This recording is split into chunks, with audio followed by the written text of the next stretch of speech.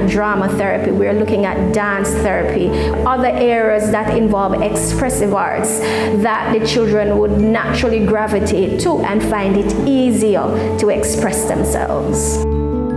At the CPFSA Therapeutic Center, my daughter would have received 2 types of counseling that I am aware of, play therapy, and the second would be one-on-one counseling.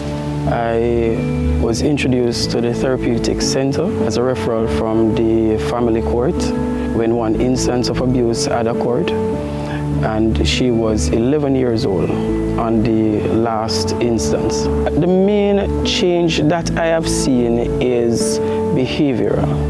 She was very, very rude.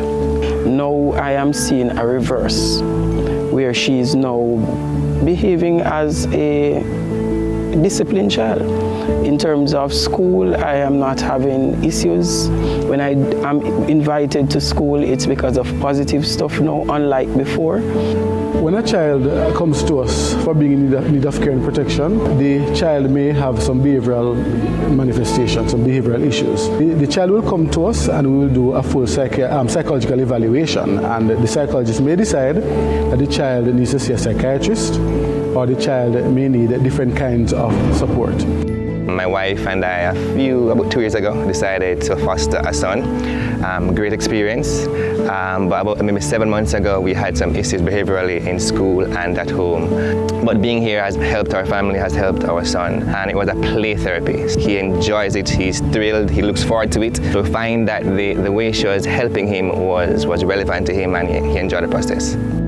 I didn't know places like this existed from the arm of the government, and free of cost, and just the professionalism that existed. And I wonder how many persons have these issues but don't know about the therapeutic center. That's why I'm here, just to get the word out, because I think it's a great need for our nation's children.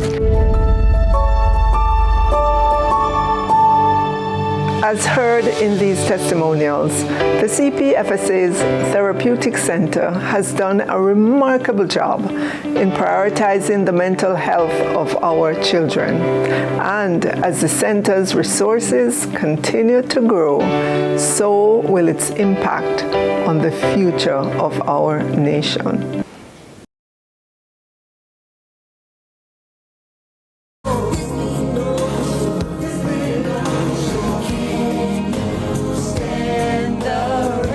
Tami, pretend Wayne is here, me pretend Karen is here. Come over here. Can you stand the rain?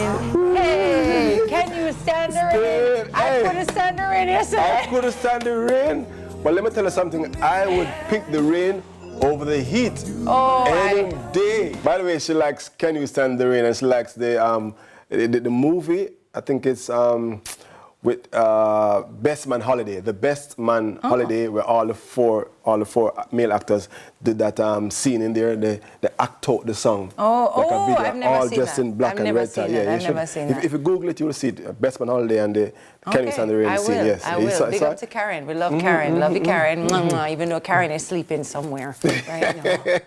I know. Track legend Usain was featured. You know you're famous when you just need to call your first name. Right. Like then if I say Usain Bolt. Yeah, if I say Whitney, you know what I'm talking about. You know what I mean? Yeah. You know what I mean? Luther. Yeah. Denzel. Hey, Tami. IT work. All right. Usain was featured in the June edition of noted publication Esquire, Middle East. Wow. Oh, you know you're a big star when you're covering the Esquire, not just in America, UK, then place about Middle East, yeah. Middle East. Bolt says his sprinting world records remain a big deal to him, as they should. Yeah. I love that. I think, it's this idea sometimes that, once you've done something, you should just kind of move on from it. It should always be a big deal to you. Absolutely. And it should be a part of you that you always celebrate and that we always remember and celebrate as well. So I love that. So we're going to have a rain weather mix for you this morning, so brace yourself. Rain song? Is it going to rain more today? Oh my goodness, I can't manage. All right, rain songs. Rain music. Listen, when the rain is falling, please ensure that you and wifey are not fighting. Not good. Not good.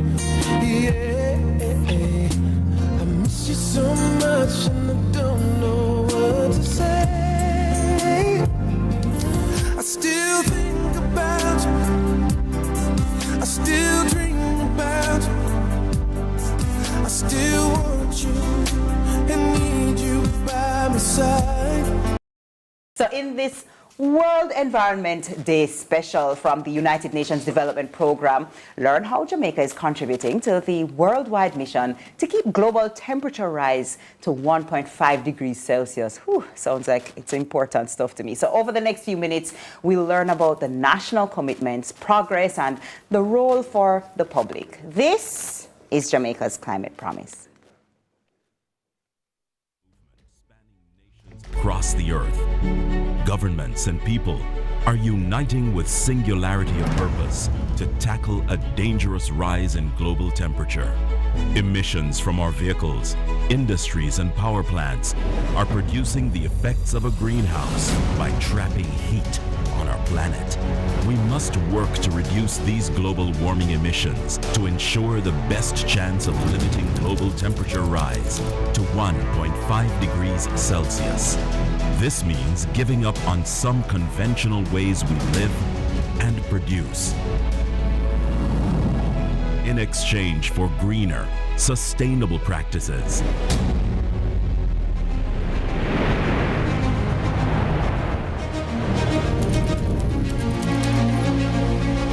Jamaica is fully on board. As a signatory to the Paris Agreement, Jamaica has set ambitious targets in our National Determined Contribution, NDCs. As the lead agency coordinating Jamaica's NDC and climate change program, we are fully determined to step up the transition plans for clean energy, energy efficiency, sustainable forest management, and water distribution. This is our promise to work with Jamaicans to revolutionize the way we live and do business so that we make a contribution, however small, to slowing, stopping, and reversing rising temperatures. Would we be okay if future temperatures became even hotter?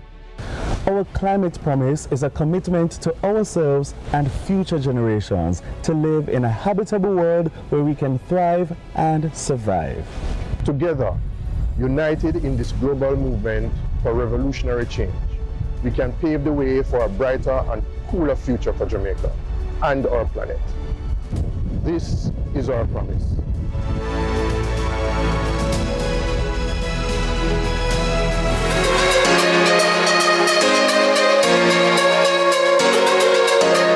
Later, Daddy.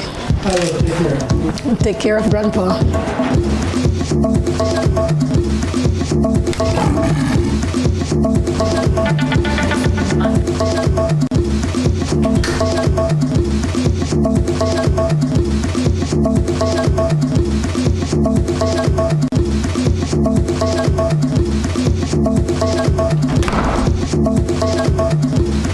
Saka, it work.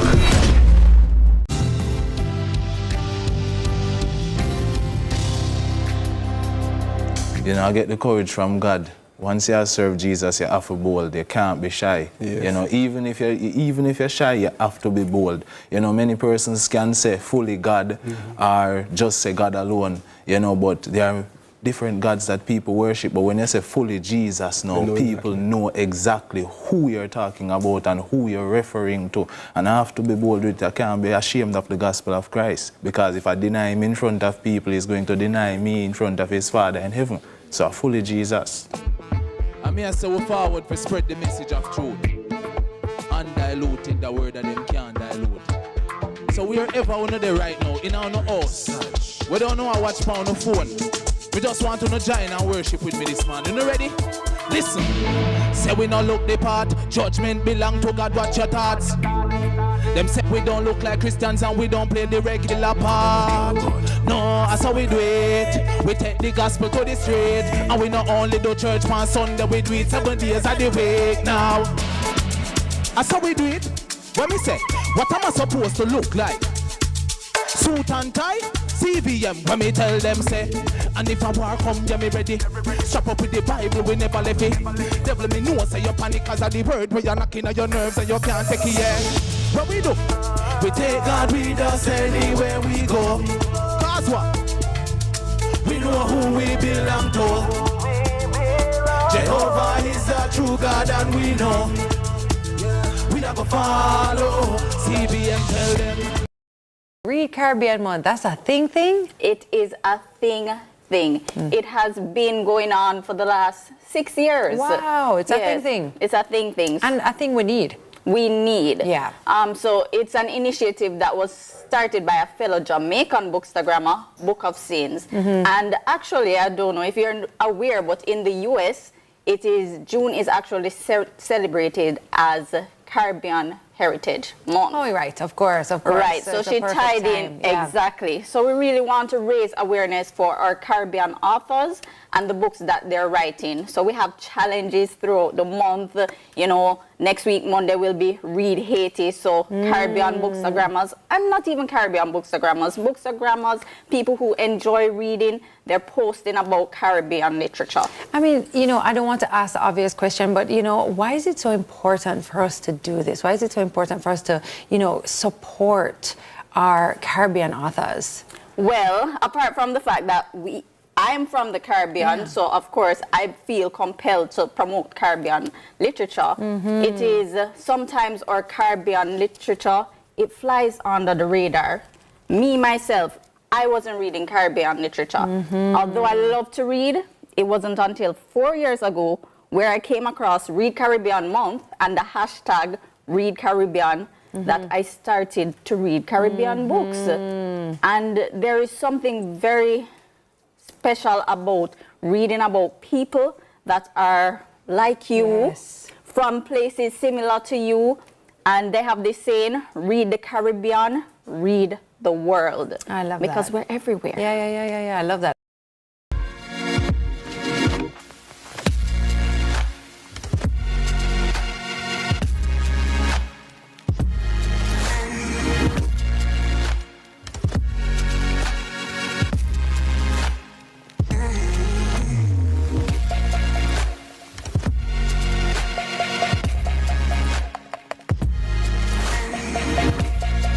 This is so interesting to me because it's not a ride share, it's a car share. So I want us to, let's clear up what this concept is. I want you to just tell us a little bit again what vehicle actually is. Sure. So in a nutshell, it's Airbnb for cars. Oh, awesome. I love that. That simplifies it. Easy. It simplifies it, gets you to understand quickly what it is that we're accomplishing.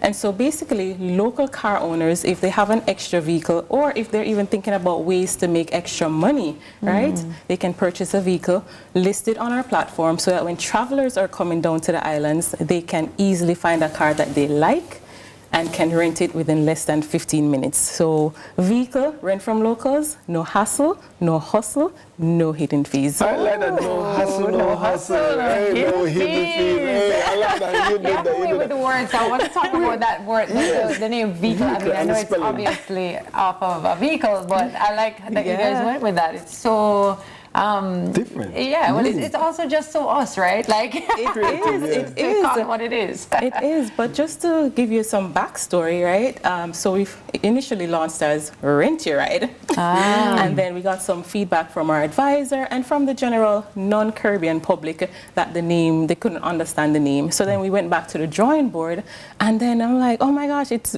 vehicle, like it's, you know, it's unique, it still speaks to us as a Caribbean people, it still has to do with cars, and it resonates a lot more than the Rent Your Ride name. So I was like, you know what, this is it, vehicle. I want to jump in and ask you about the importance of marine managed areas. Talk to us about that. Yeah, what is a marine managed area for those of us who don't know? All right. A marine managed area is simple to make sure that the fish nursery, or as I put it, the fish maternity ward, that it is an area that is protected so we can have adult fish to eat. That's interesting. Okay. Yes. But marine space is the water. So essentially, the marine managed areas would be sections of the water here in Jamaica that are dedicated as no-take, specific no-take zones, or care is being taken in terms of how we are taking care of the space to restore the ecology and to protect the space. We're a small island developing state. So you talk about an active hurricane season, you know, so if the changes in the weather blow too hard, you know that we're going to end up with situations. So marine managed areas are spaces where we're making the effort to make sure that we're taking care of it to provide us not only with source of food but also protection. So coral restoration is part of that, to make sure that we have protection against storm surges when it comes in. For spaces that have mangroves, to make sure that they're not being cleared away, so that when the storm surges are coming in, we are protected. But also when we have fish that need to breed, then they have safe spaces to do so. And we have 17, soon to be 19 around the island for people who don't know. So essentially, it's a space that we're looking at. We would, in the space, we would love to be able to have a ring around the island, a managed space that protects us not only for food security, but our life.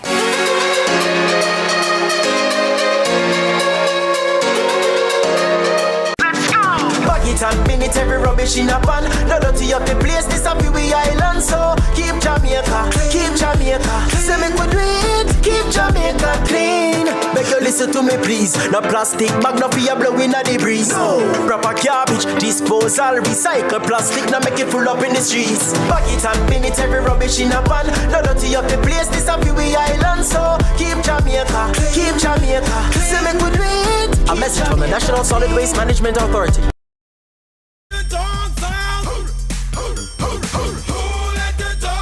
I've never heard of puppy socialization in my life. What that mean?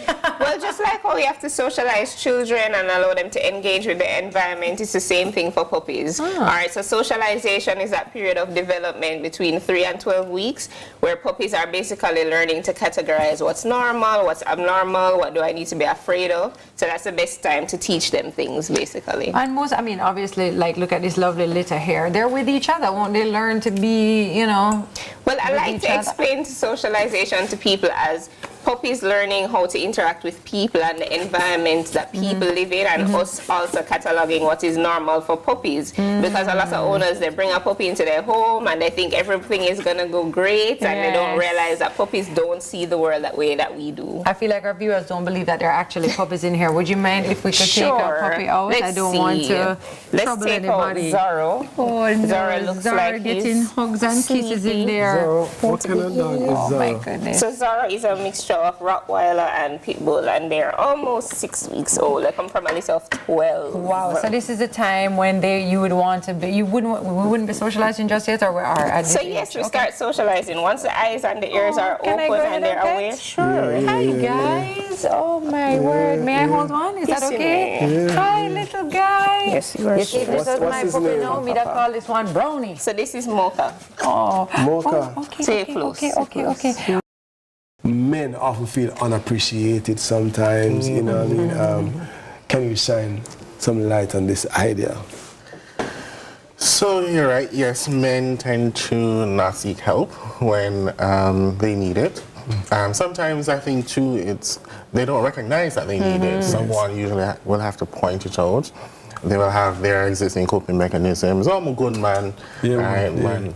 A boss, but I have to tough it out. It's life, I just have to deal with it. I just have to provide and roll with the punches. But then when we live our lives in such a way where we're not seeking help, we're not taking care of ourselves, and I think that's where it starts. You run down your body. Right? It's so true. And I like to liken it to taking care of our cars. Right?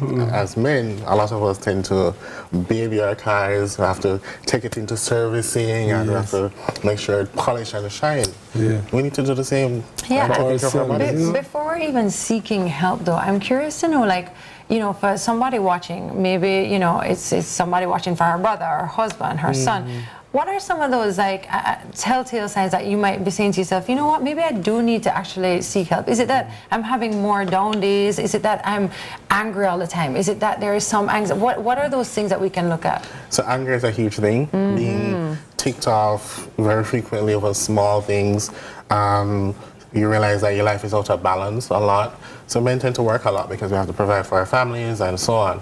But then when you realize you're not seeing your family members, your kids, your support system, your friends, all right? And even that is a situation that we need to look into, because many men feel as if they do not have true support. Because they can't feel real, they don't feel like they can be real with persons around them, because I can't share that I'm having down days. What do you mean? I can't share that I feel like I want to cry.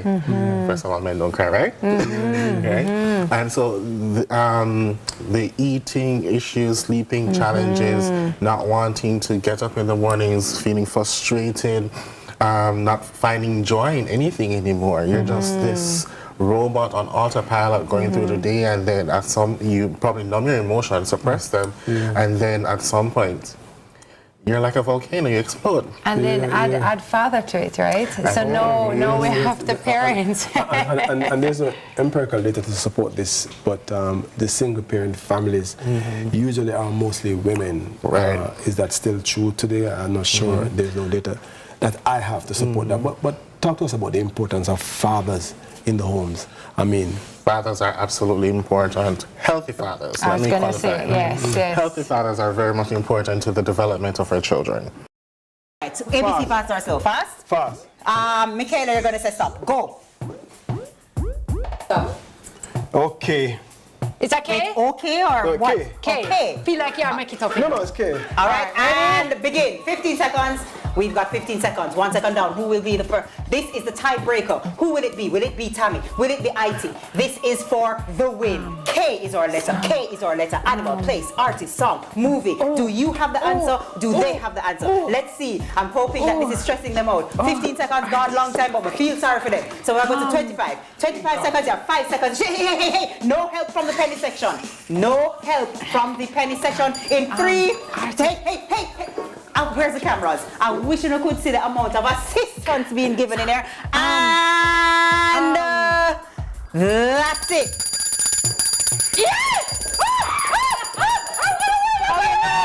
How you know? Sorry, David. I know the sound man is killing me right now. Sorry. Just all right, ready? Animal. A koala bear. The koala bear. There's no A there. There's no A there. There should be an A there. No, you cannot just put it. Kangaroo. All right, so the both of you going to get it right. The both of you get it right. Kangaroo. What is name? Kitsatown. Okay, fine. Kangaroo, that's it. You cannot help one person and then fight the other. That's not allowed. Kenya and Kitsatown, correct. And coffee name is spelled wrong. It don't spell wrong. It don't spell wrong. Coffee is correct. Artist both of you are correct. Hold on, so aggressive this morning. Song Katie, my Why you moving there? Katie. No song the name. I've told before I sing a song named Katie. Someone please Google that, please. I don't know about that one. I've never heard it. No, sir. What's the movie? King Kong. Thank you. And ask me, this movie don't exist. Ladies and gentlemen, I'm not going to tell you any lie. This gives me a little K Jumanji. That never named K Jumanji. This pains me a little bit, Hold on, wait for my song now. My song. What's your song? Kumbaya, my love. Hey. Who's in that song? Hey. Ladies and gentlemen, it does kind of pain me to announce this because Tami received a substantial amount of assistance from off camera. That is so true. And I'm tell her, Nita help, Abby help. But still, it's okay. Michaela help. I got Tami, no help. Hey, I'm with you. I want to speak to Beryl Billet. Men are not appreciated. Wow. And that's it for Free Zone. Tami is our winner, Sunrisers. Bollywood has never been this good. Catch Made for Each Other weekdays at 12:30 p.m. on your drama station. Brought to you by Hyundai Island Conditions apply.